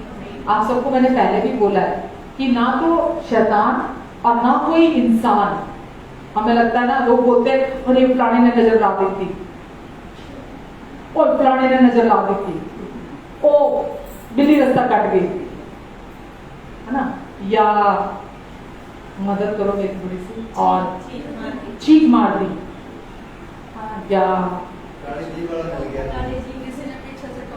हाँ किसी ने टोक दिया, या किसी इंसान ने जादू टोना कर दिया, इसने मुझे कुछ खिला दिया, इसने मेरे साथ ऐसा कर दिया, इसने मेरे बच्चों के ऊपर ये कर दिया, ये मंत्र पढ़ दिया, ये कर दिया, वो कर दिया, इसीलिए लाइफ में हम ऊपर नहीं उठ पा रहे, इसीलिए हम ऊंचे नहीं उठ पा रहे। लेकिन जो विश्वास करता है, इसीलिए परमेश्वर ने प्रभु यीशु मसीह को भेजा ताकि शैतान के कामों का नाश करे। प्रभु यीशु मसीह क्यों आए? ताकि शैतान के कामों का नाश करे और परमेश्वर के उद्देश्य को आपके जीवन में रिवील करे। आमीन। तो विश्वासी के जीवन में ना तो कोई जादू टोना, ना कोई खिलाया पिलाया, ना कोई किया कराया, ना कोई बिल्ली रास्ता काट जाए, ना कोई छींक मार दे, कोई टोक मार दे, कोई ये कोई वो, कोई चीज परमेश्वर की योजना को रोक नहीं सकती। आमीन। कोई नहीं, मतलब कोई चीज भी नहीं। परमेश्वर ने जो आपके लिए सुंदर प्लान बनाया है उसको कोई रोक सकता है तो वो आप खुद, कोई नहीं। आप खुद से मतलब आपकी अज्ञानता, आपकी पुरानी सोच, केवल वो ही है जो परमेश्वर की प्लानिंग को, उनके उद्देश्य को आपके जीवन में रोक सकती है। तो कोई बाहर नहीं है जो आप देखिए, शैतान बिना आपके कंसेंट के आपके जीवन में कुछ नहीं कर सकता। हम जैसे शैतान पे दोष लगाते हैं ना, ओए होए शैतान ने कर दिया, शैतान ने कर दिया, शैतान ने कर दिया, शैतान ने वो कर दिया, हम सारा दोष उस पर डाल के खुद बड़े धर्मी बन जाते हैं। बाहरी तौर से बोल रही हूँ मैं, धर्मी तो हम है ही है बाहरी तौर से, जबकि वो नहीं कर रहा होता। हमारी अज्ञानता के कारण हम परमेश्वर की ब्लेसिंग्स में, उनकी भरपूरी में, उनकी बहुतायत में, उनके उद्देश्य में, उनकी संपन्नता में, उनके बेस्ट में हम नहीं चल रहे होते। हालेलुया। तो क्या है प्लानिंग आपके लिए परमेश्वर की? श्योर एंड श्योर है कि मैं ये जानता हूं, मैं ये जानती हूं, मैं ये जानती हूं, मैं ये जानती हूं, मैं ये जानती हूं, मैं ये जानती हूं पक्के तौर पर। अभी भले मैं नहीं देख रही हूं, लेकिन मैं ये जानती हूं, मैं ये जानती हूं कि परमेश्वर की योजना मेरी गलतियों, मेरी असफलताओं, मेरी बुराइयों से, मेरी किसी भी बाहरी बिहेवियर से बहुत ऊपर है, बहुत ऊपर है। परमेश्वर आपको बाहरी तौर पर जज नहीं कर रहे। आप अंदर से बदलेंगे, परमेश्वर के वचन के द्वारा अपने मन का नवीनीकरण करेंगे। बाहर का जीवन, जो चीजें आपको अपने में पसंद नहीं आती हैं, वो सब एक एक करके आपके जीवन से गायब हो जाएंगे, क्योंकि परमेश्वर का अनुग्रह हमें सिखाता है और हर एरिया में हमारी मदद करता है। तो आपको बाहरी बिहेवियर की चिंता करने की जरूरत नहीं है कि मेरे में ये कब चीजें जाएंगी, मेरा जीवन कब बदलेगा, मैं कब ठीक होऊंगा, मुझे कब बोलना आएगा, मुझे कब सही चलना आएगा। आपको उसकी चिंता करने की जरूरत नहीं है, क्योंकि सारी दुनिया यही कर रही है। आपको पहले अपने मन को परमेश्वर के सच के द्वारा नवीनीकरण करने की जरूरत है। आपको परमेश्वर पर विश्वास करने के द्वारा परमेश्वर के उद्देश्य को जानने की जरूरत है, और फिर उस उद्देश्य की जो परमेश्वर का आपके जीवन से है उसमें चलने की जरूरत है। जब आप उसमें चलना शुरू होंगे, बाकी सब कुछ परमेश्वर अपने आप संभाल लेंगे। आमीन, हालेलुया। आपको यूसुफ की स्टोरी पता है? क्या है यूसुफ की कहानी? आज ही परमेश्वर सुबह मुझे याद दिला रहे थे यूसुफ की कहानी के बारे में। क्या जानते हैं यूसुफ की कहानी के बारे में? उसके भाई उसको जेलस करके उसको बेच दिया था, और उसको एक सपना आया था, एक सपना आया था कि मैं राजा हूँ, ये सब मेरे आगे झुकते, तो उसके भाई उससे इसी बात से जेलस करते थे। और रिजेक्टेड था अपने भाइयों में, और लेकिन उसके पिता उससे बहुत प्यार करते थे। वो अपने पिता के प्यार की वजह से उसके भाई उससे जेलस करते थे। बिल्कुल सही है। अगर आप इसके बारे में पूरी स्टोरी तो हम नहीं देखेंगे, लेकिन हम ये देखेंगे कि एक व्यक्ति, मतलब मुझे बहुत खुशी है कि परमेश्वर ने ये उदाहरण हमारे लिए बाइबल में रखा है कि हमारे पास एक ऐसा इंसान है देखने के लिए कि मुझे नहीं लगता कि उससे निचले स्तर का बंदा कोई होगा जिसको परमेश्वर उठाएंगे, क्योंकि वो बंदा वचन में लिखा है, जैसा कि अभी हम बात कर रहे हैं, कि उस व्यक्ति को दासों की तरह बेचने के लिए मंडी में ले जाकर खड़ा किया गया। और जब दास को मंडी में बेचने के लिए ले जाकर खड़ा किया जाता है तो उसको पूरा नग्न अवस्था में वहां खड़ा किया जाता है, ये देखने के लिए कि कहीं उसके शरीर में कोई बीमारी तो नहीं है, ये देखने के लिए कि उसका कोई अंग खराब तो नहीं है। क्योंकि वो व्यक्ति जो भी मंडी में जाएगा, दास खरीदने के लिए जाएगा, तो वो ऐसे बंदे को लेके आएगा जो तंदुरुस्त हो। भाई वो ये नहीं कि मैं अपनी सेवा करने के लिए लेके आ रहा हूं और उसको मुझे ही उसकी सेवा करनी पड़ जाए। तो उसको यूसुफ को दासों की मंडी, जहां पहले पुराने समय में ऐसे लगा करती थी मंडी, जैसे सब्जी मंडी लगती है ना, ऐसे ही मंडी लगती थी जिसमें दास बिकते थे, गुलाम बिकते थे। और उसको भी ऐसे ही मंडी में ले जाया गया और वहां पर उसकी बोली लगी। और सोचिए वो उस अवस्था में था और उसके भाइयों ने उसको रिजेक्ट कर दिया। उसके भाइयों ने उसको ले जाके और उसको गड्ढे में दबा दिया, है ना। उसका पिता जो है उसको बहुत प्यार करता था, बड़ा लाडला बड़ा प्यारा बेटा था वो पिता का। और बच्चा में फेंक आए तो अब वो अपने पिता के प्यार से भी वंचित हो गया, है ना। उसके भाइयों ने उसको फेंक दिया कि हमेशा की बला टले, है ना, इसको रखना ही नहीं, क्योंकि बाप का बड़ा लाडला है। और ये बड़ा शोर में जाता है कि मुझे ये सपना आया कि मैं तो इतना बड़ा आदमी बन गया हूँ और तुम सब कहाँ और मैं कहाँ हूँ। तो उसके भाइयों ने भी उससे जलन की और उसको उठा के वहां फेंक आए गड्ढे में। और वचन में हम देखते हैं, अगर आप ये सब देखना चाहोगे ना, तो उसमें लिखा है, उसके आगे के बारे में लिखा है यूसुफ के, ये लिखा उत्पत्ति 39 में, उत्पत्ति 39 में। मैंने लास्ट वीक भी बोला था, परमेश्वर की आंखें ढूंढ रही हैं उस इंसान को जिसके द्वारा परमेश्वर अपने उद्देश्य को पूरा करे, जो राजी हो परमेश्वर के साथ, क्योंकि परमेश्वर उस व्यक्ति को ऊंचाइयों पे लेके जाना चाहते हैं। वो सफलता नहीं होगी जो रेत की तरह हाथ से फिसल जाए। मैंने बोला ना, लोगों को ये आभास होता है कभी कभी कि यार मैं सफल हूं, पर उसकी कोई गारंटी नहीं होती है, कोई गारंटी नहीं होती है। आज आपको दुनिया में लोग दिख रहे हैं ना सफल, कोई गारंटी नहीं है कि वो सफलता बनी रहे उनके जीवन में, कोई गारंटी नहीं है। वो कब फिसल जाए रेत की तरह, यू नेवर नो। पर परमेश्वर जब आशीष देते हैं और ऊंचा उठाते हैं ना, तो दुनिया देखती है, आमीन, और वो परमानेंट होती है। हालेलुया।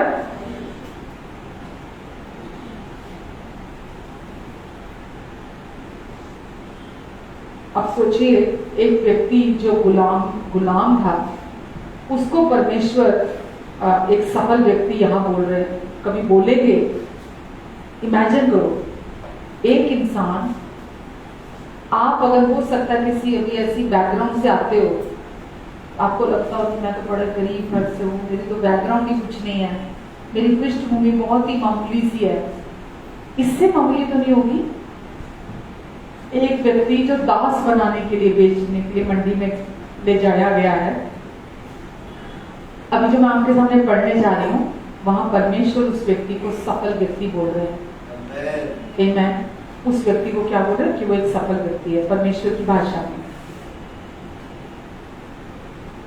लिखा है, जब यूसुफ मिस्र में पहुंचाया गया, तब पौतीफर नामक एक मिस्री ने, जो फिरौन का हाकिम और मैं ऐसी पढ़ बोल दूं आपको, लिखा है कि एक पौतीफर नाम के व्यक्ति ने उसको उसको मोल लेकर खरीद लिया और उसको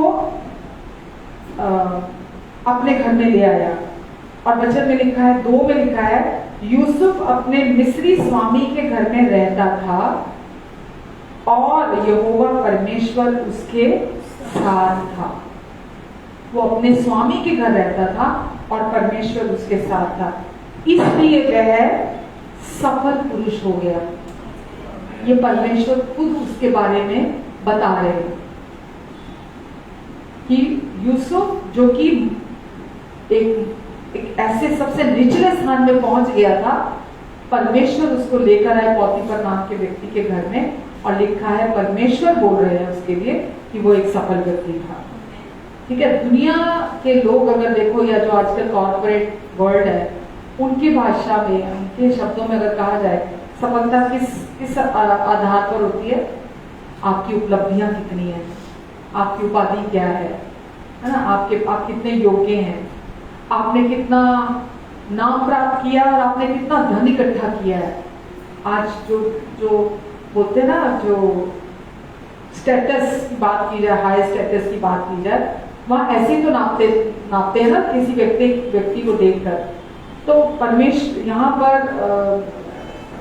जो संसारिक लोग हैं, वो अपना समय, अपनी एनर्जी, है ना, उनके पास जो कुछ भी है, वो अपना सब कुछ इन चीजों में लगाते हैं।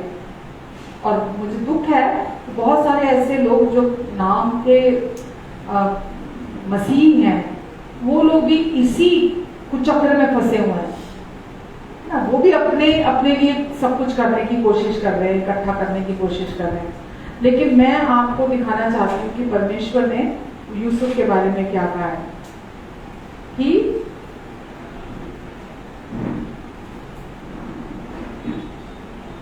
यूसुफ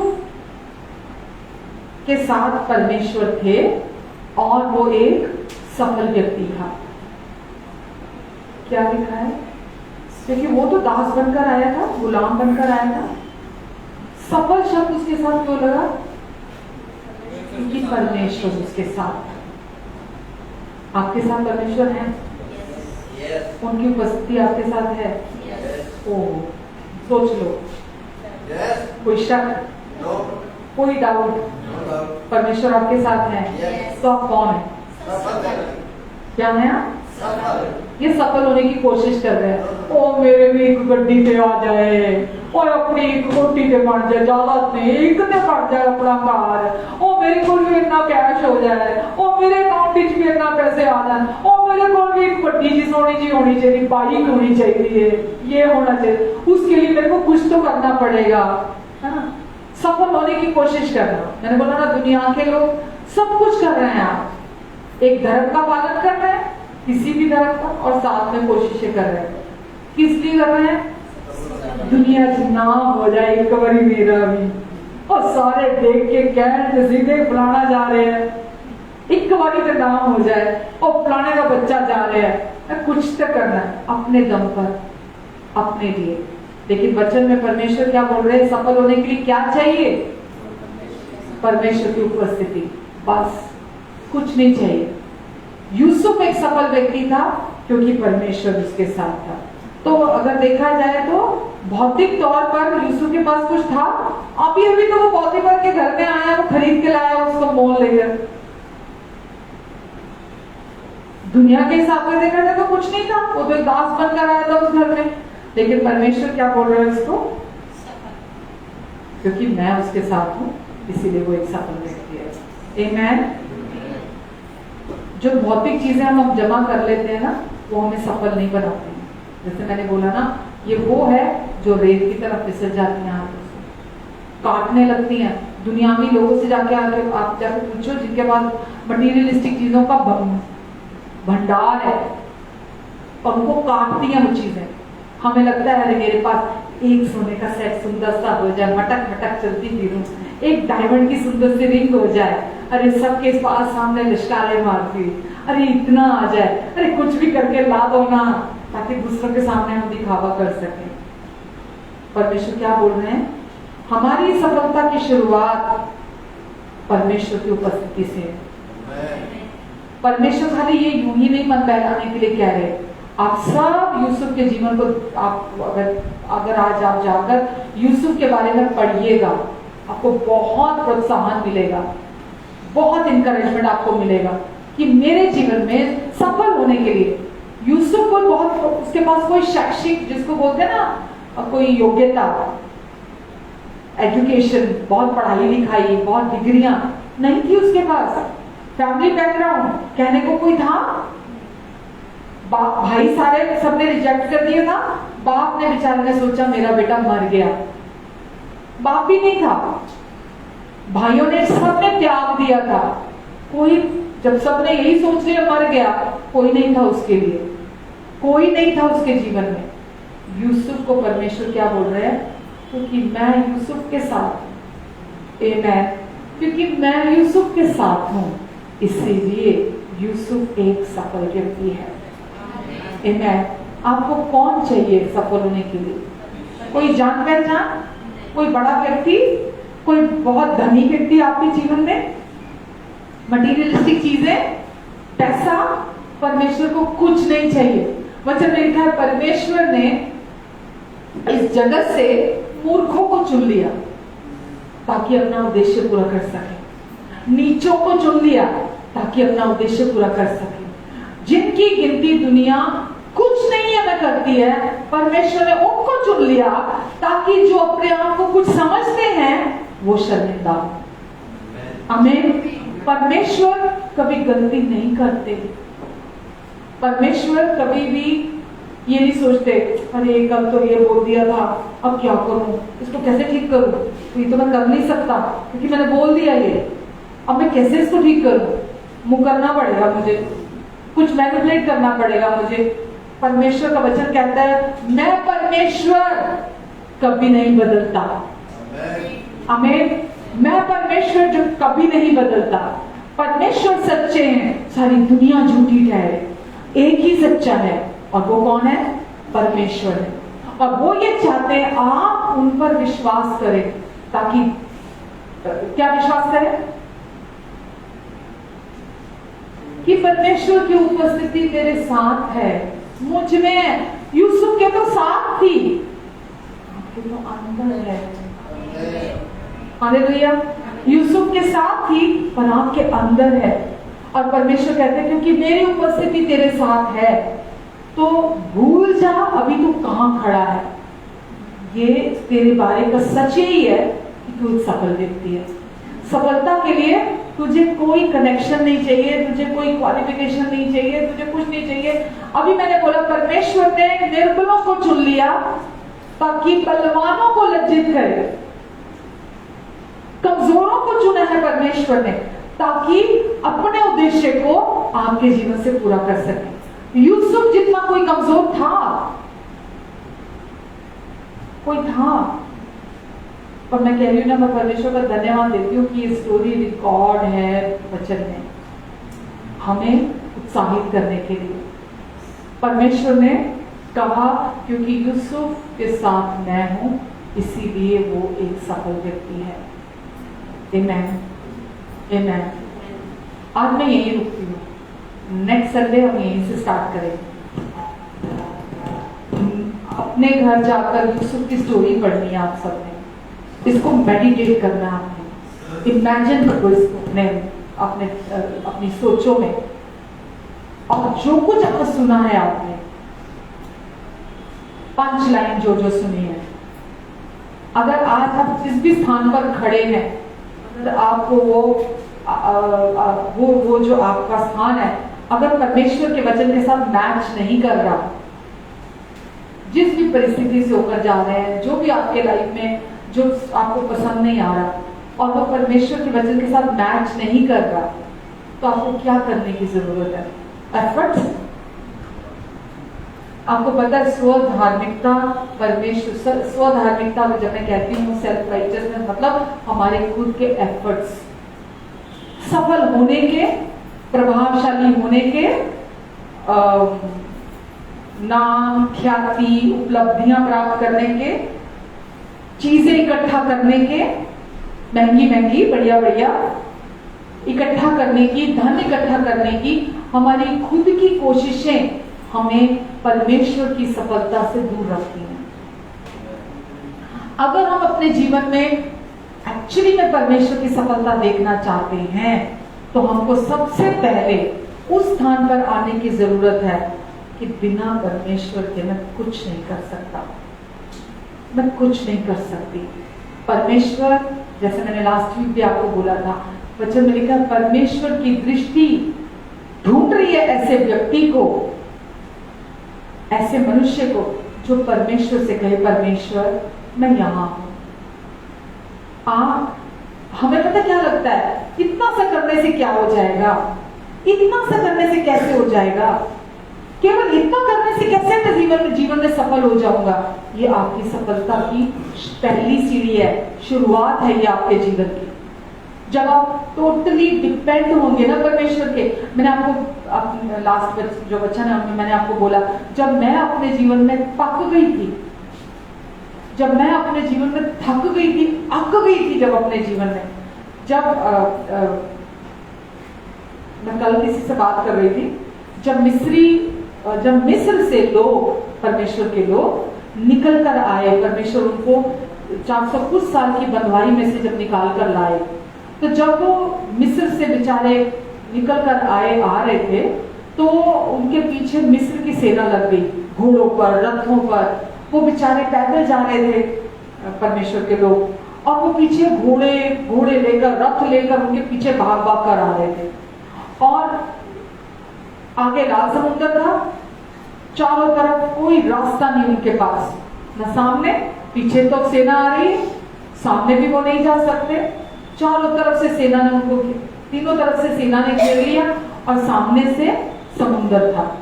अब वो लोग बेचारे जब वो लाल समुद्र के किनारे पहुंचते हैं, अब बताइए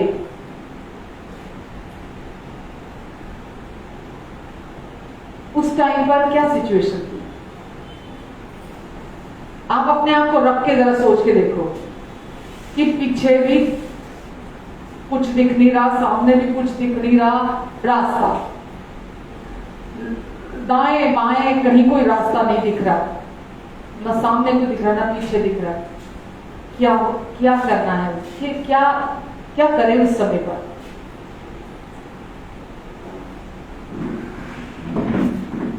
देखो ना, मैं सामने देख रही हूँ, मुझे कोई रास्ता नहीं दिख रहा, मैं पीछे देख रही हूँ तो और डर आ रहा है कि बस अब तो खत्म, जिंदगी यही कि यही खत्म, कोई रास्ता नहीं दिख रहा, दाएं रास्ता नहीं, बाएं रास्ता नहीं, कहाँ देखूं, कहीं तो दिख नहीं रहा मुझे कुछ।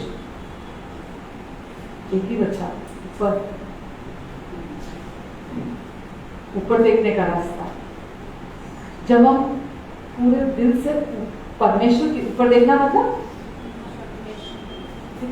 कोई और सूरत नहीं बची बचने की, कोई और रास्ता नहीं बचा बचने का। जब तक मैं ये समझती हूँ, जब वो इंसान के जीवन में समय आता है ना थकने, ये हम ही है ना। जब मैं यहाँ थकना पकना अकना बोल रही हूँ ना, इसका मतलब ये है कि अभी सेल्फ एफर्ट्स कर करके थके नहीं, अपनी कोशिशें कर करके थके नहीं अभी तक। बहुत जान है, क्या बोलते हैं, अभी बहुत जान बाकी है जानी, अभी बहुत जान बाकी, यानी कि अभी खुद पर भरोसा बहुत है, अभी खुद की कोशिशों पर भरोसा बहुत है। अभी लगता है मैं संभाल लूंगा, अभी लगता है मैं कर सकता हूं, मैं कर लूंगा। अभी खुद पर बहुत भरोसा है, अपने धन पर है ना, अपनी बैकग्राउंड पर, अपने पैसे पर, जो भी आपके पास अपना है, लगता है नहीं मैं मैनेज कर लूंगा, बस पैसों को क्यों तंग करना है, मैं कर लूंगा। जब तक हमारा विश्वास अपने पर होता है ना, अपनी कोशिशों पर होता है, अपने स्वयं स्वधार्मिकता पर, यानी कि अपने कर्मों पर होता है कि मैं ये कर सकता हूं, तब तक हम ऊपर नहीं देखते, तब तक हम परमेश्वर की तरफ, जैसा मतलब सोचिए, अगर कोई व्यक्ति डूब रहा है, क्या वो आधे दिल से बुलाएगा किसी को बचा लो? कैसे बुलाएगा वो? सपोज मान के चलो मैं ही हूं, मुझे तैरना नहीं आता और मैं पानी में गई और मैं डूबने लगी, तो मैं क्या बोलूंगी? नहीं कोई नहीं, ना आता नहीं तैरना, तो ये करूंगी, क्या करूंगी मैं? मुझे कोई जाता हुआ दिखाई देगा अगर, तो क्या करूंगी? मैं चिल्लाऊंगी अपने पूरी आवाज के साथ, क्योंकि मैं मरना नहीं चाहती। मैं चिल्लाऊंगी अपने पूरी आवाज के साथ, मैं शोर मचाऊंगी कि प्लीज मेरी मदद करो, प्लीज मेरी मदद करो, मुझे बचा लो, मुझे बचा लो, मुझे बचा लो। उस समय मुझे कुछ और सूझ रहा होगा क्या? कुछ और मेरे दिमाग में आएगा क्या? अपनी जान के लाले बड़े लेके सिर्फ यही कि बचा लो बस मुझे, और कुछ नहीं दिखाई देगा। बिल्कुल इसी तरह से परमेश्वर क्या चाहते हैं, हर एक से, मैं आपकी बात नहीं कर रही, मुझसे भी आपसे भी, हर एक अपने बच्चे से क्या चाहते हैं कि हम पूरे दिल से उनकी तरफ देखें और अपने आप को ये बोल दें कि मेरी योजनाएं तो रेत की तरह, आज मैं सफल पैसा अपनी कोशिशें कर करके ये पाले वो पाले, ये कर लो वो कर लो, सब मैंने कर लिया, नाम भी हो गया, ख्याति भी, सब कुछ हो गया, लेकिन ये परमानेंट नहीं होगा। इसीलिए मैं बेकार इतनी कोशिश क्यों करूं जो परमानेंट नहीं है? मैं वो करूंगा जो परमानेंट है। तो क्यों इतनी कोशिश करूं जो परमानेंट नहीं है? तो मुझे वो करना है जो मेरे जीवन में स्थायी हो। तो मैं क्या करूंगी? आप क्या करोगे तब? पूरे दिल से आप परमेश्वर को पुकारोगे कि परमेश्वर आप बस मुझे समय खराब नहीं करना, मुझे अपनी ऊर्जा खराब नहीं करनी, मुझे अपनी कोई भी चीज का नुकसान नहीं उठाना। परमेश्वर मैं यहाँ हूं, टोटल सरेंडर। मैं यहाँ हूँ परमेश्वर, मैं पूरी तरह आप पर डिपेंड होता हूँ परमेश्वर। क्या है आपका उद्देश्य मेरे जीवन से? आपने क्या मेरे जीवन के लिए योजना बनाई है पिता?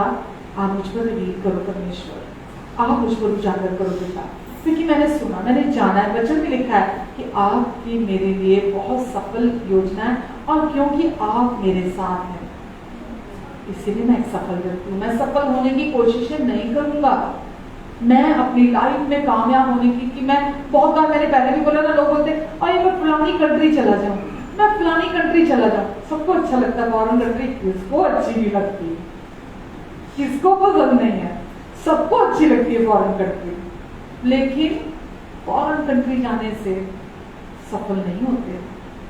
उनसे पूछो जो ऑलरेडी वहां रह रहे हैं, ऐसे लोगों को जानते हैं जो खून के आंसू रो रहे हैं, वहां जाकर इतना काम करना पड़ता है, इतनी मेहनत भी करनी पड़ती है, इतना काम भी वहां जाकर। यहाँ तो इतने बड़े आराम से टांग पे टांग रख के टीवी देखते हैं, वहां पर तो सारा काम जो यहाँ हमारी बेचारी हेल्पर है वो करती हैं, वहां सारा का सारा काम खुद करना पड़ता है, घरों में कोई हेल्प नहीं होती है। सफलता कहाँ है? जहां परमेश्वर है, जहां उनकी उपस्थिति है। आप इंडिया में हैं, हमारा भारत बहुत सुंदर है, यहाँ कोई कमी नहीं है। अब कितना भी यहाँ पर आप देख, मतलब कैसी भी परिस्थिति क्यों ना हो, आपके साथ परमेश्वर है। परमेश्वर आपको, आपके पास हमेशा पर्याप्त से अधिक होगा, आपके पास कभी कमी घटी नहीं होगी। मैंने लास्ट वीक बोला था ना, हम सारी चीजें लिख के बोलते हैं परमेश्वर मैंने साइन कर दी, कर दो साइन नीचे, ये मैंने प्लानिंग बनाई, मैंने साइन कर दिया, कर दो साइन। और फिर जब वो पूरा नहीं हो रहा होता, क्योंकि परमेश्वर हमें बचाना चाहते हैं ना, कभी कभी हम फिर कहते कुछ नहीं सुनते, कोई प्रार्थना नहीं सुनी जाती, कुछ नहीं होता, अब मैं खुद कर लूंगी अपने आप सब कुछ, और हम निकल पड़ते हैं। और फिर आगे जाकर पीछे आना, मतलब सब गड़बड़ कर देते हैं, बहुत ज्यादा क्या बोलूं, सब गड़बड़ कर देते हैं।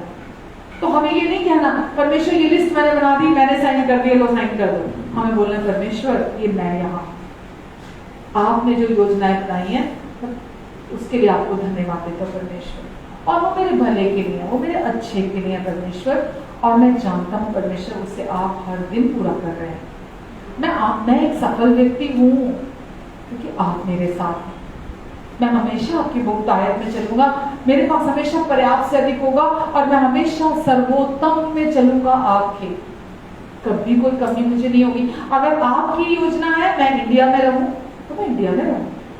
अब मुझे कई बार कोई लोग पूछते हैं फ्यूचर प्लानिंग्स के लिए, मैं बोलती हूँ परमेश्वर ने जब तक पंचकुला में लेकर आया, यहाँ रखा है, यहाँ हूँ, अगले साल, कल तक, अगले महीने तक, 10 साल तक, पूरे जीवन भर तक के लिए अगर परमेश्वर यही रखना चाहते, मैं यही हूँ। मुझे कोई ब्लंडर नहीं करना अपनी लाइफ में। परमेश्वर बोले कि कल कैलकाटा चल, बैंगलोर चल, अमेरिका चल, ऑस्ट्रेलिया चल, जापान चल, चेन्नई चल, कोई भी जगह, कोई भी जहां उनका उद्देश्य है, क्योंकि उनके उद्देश्य में ही मेरी आपूर्ति है, ये जान लेना। जो परमेश्वर का आपके जीवन से उद्देश्य है उसी में ही आपका प्रोविजन है, उसी में ही आपकी आपूर्ति छिपी है। ये मैं आपको सच्चाई बता रही हूं। तो ये मैं विचार तो सबको आते हैं ना, विचारों में आएगा अच्छा वहां सेटल हो जाए, वहां चले जाए, अच्छा वहां बहुत कहीं में जहां परमेश्वर ने रखा है। और परमेश्वर क्या बोलते हैं, एक समय पर एक दिन जियो, आज के लिए आज अनुग्रह बहुत है, कोई कमी नहीं है।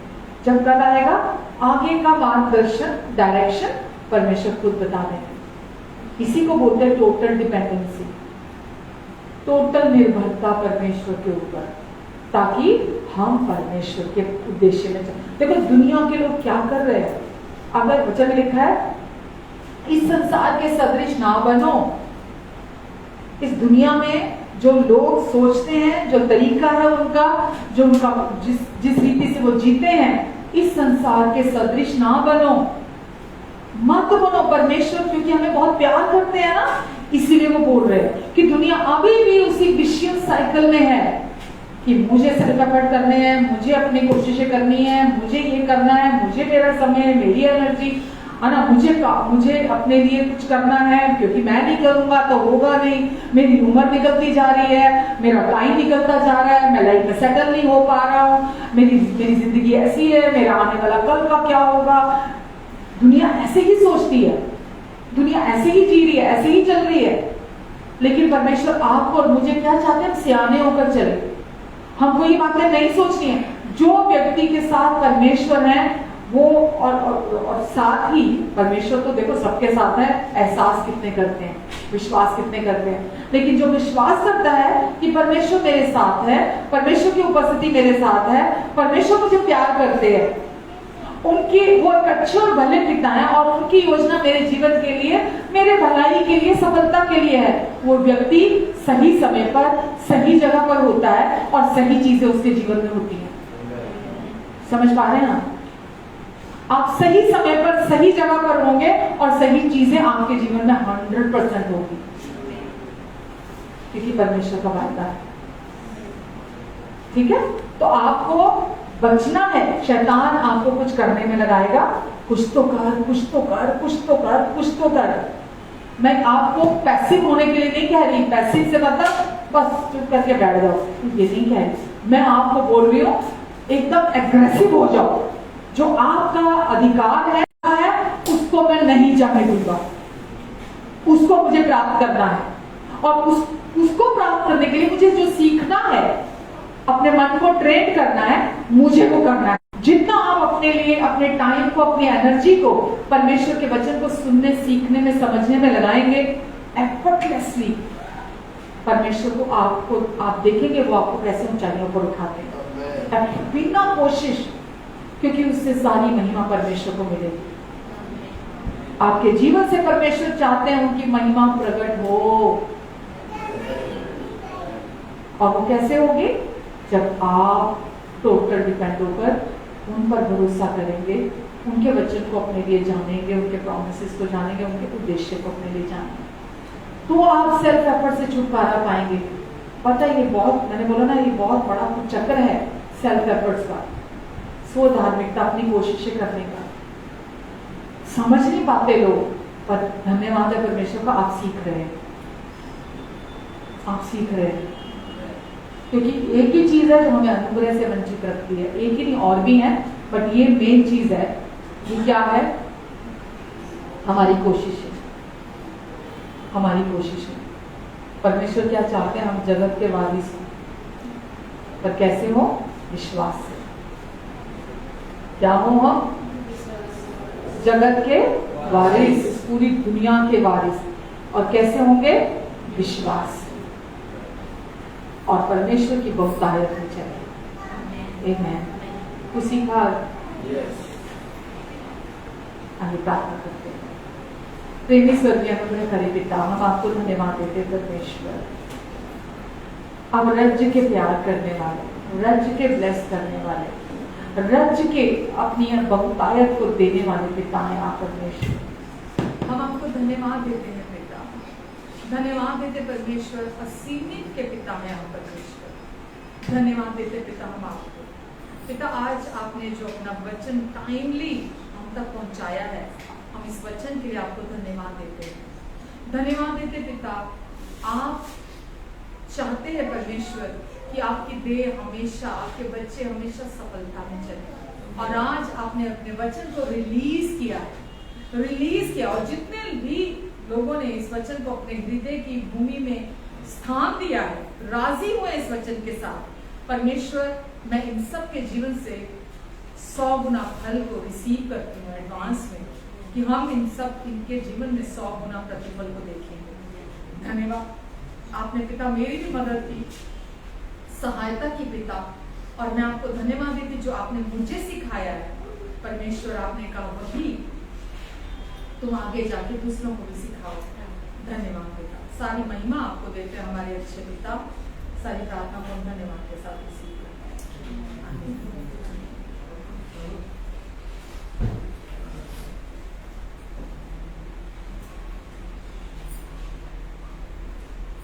भोज लगी। जो लोग हमारे साथ ऑनलाइन हैं, अगर आप भी प्रभु भोज में शामिल होना चाहते हैं तो आप हमारे साथ इसमें शामिल हो सकते हैं।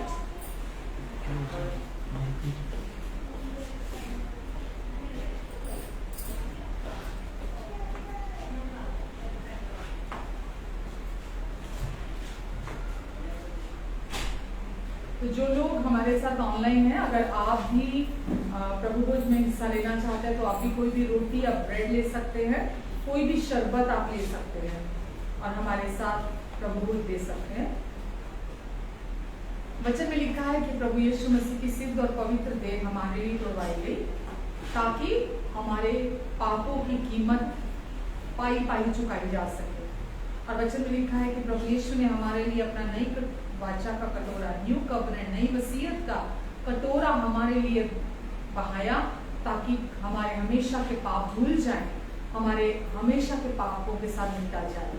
तो प्रभु यीशु ने रोटी ली और कहा धन्यवाद देते हुए कि ये मेरी देह है जो तुम्हारे लिए तोड़ी जाती है और ये मेरा कटोरा है नई वाचा का जो तुम्हारे पापों की क्षमा के लिए बहाया जाता है। आमीन। आज आपने सुना ना कि प्रभु यीशु मसीह किस उद्देश्य से आए थे। सबसे पहले तो हमें पाप से छुड़ाने के लिए और दूसरा ताकि हम पिता के उद्देश्य में चल सके और शैतान के कामों को नाश करने के लिए प्रभु आए ताकि हम निरंतर परमेश्वर के उद्देश्य में चल सकें। आमीन। और क्या है उनका उद्देश्य हमारे लिए? सफलता। बस एक ही चीज है परमेश्वर के दिमाग में, कैसे मेरे बच्चे सफलता में चले। आमीन। तो आइए प्रभु की देह में से हम सब एक साथ लेते हैं और इस पे आगे बढ़ते हैं।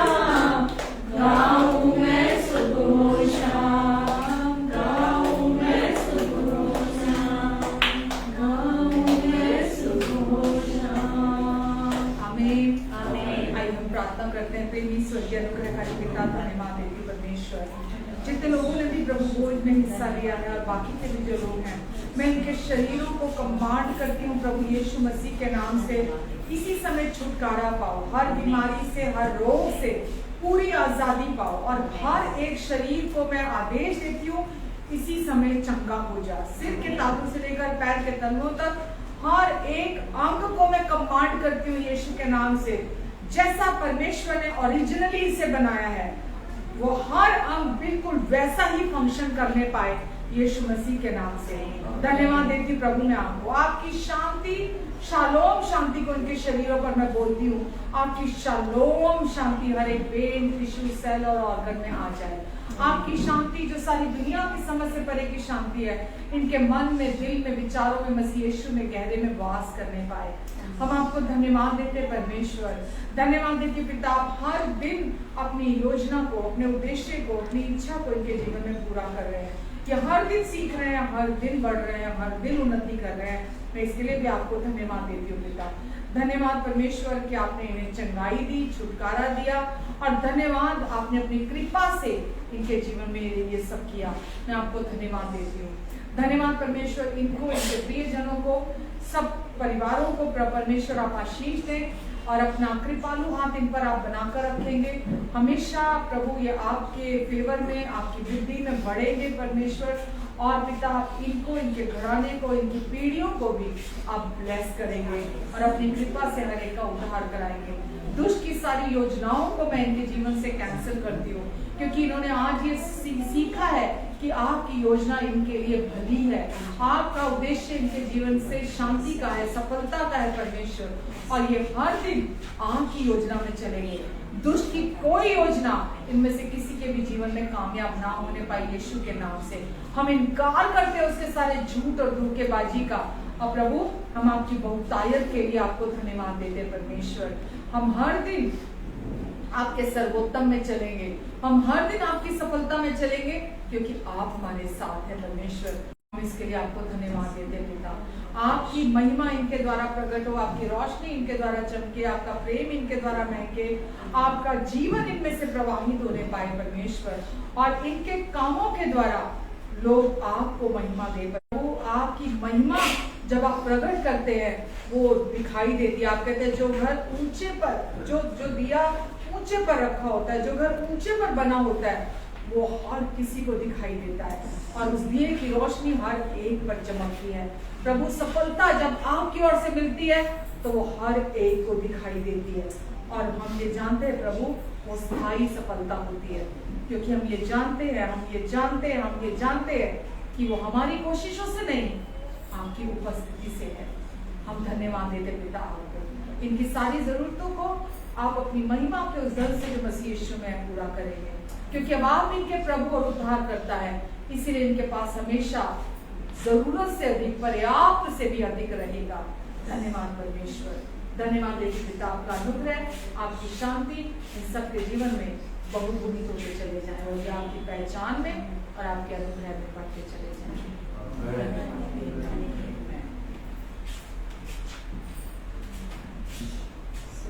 आज के वचन को आप जरूर दूसरों के साथ, आज जो आपने सुना है, आपने आशीष पाई है, तो आप जरूर दूसरों के साथ उसे शेयर करें।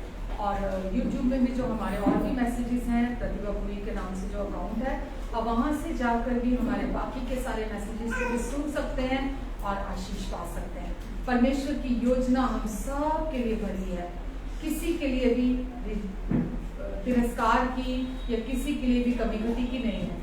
परमेश्वर जब किसी को एक बार अपना लेते हैं, परमेश्वर हमेशा उसके जीवन से अपने आप को प्रकट करना चाहते हैं।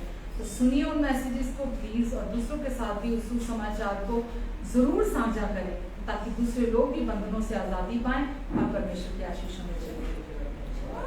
Thank you very much. अपना ध्यान रखें, अपनों का ध्यान रखें। God bless you all and love you all. Take care.